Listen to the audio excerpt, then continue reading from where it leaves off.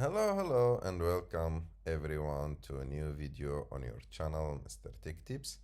Before watching the video, don't forget to subscribe to our channel and don't forget also to like this video.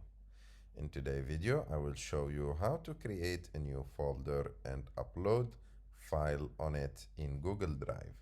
To do this, you just need to open your Google Drive account. And to have a Google Drive account, you just need to have a Gmail, and like in your Gmail, the Google Drive account is included with 15 gigabyte of free storage. To create a new folder, you just need to go and click on New, and after that choose the first option, Folder, and after that call the folder what you want. For example, I will call it Test, and click Create. And as you can see here, we created our folder. So this is our folder. You just need to double click on it to open it. And to upload files inside this folder, you have two options. The first one is to right click.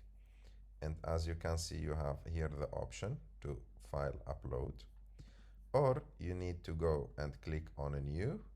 After that, click on File Upload and upload your file. For example, I will upload this picture, and as you will see in few seconds, and I found my picture in the new folder.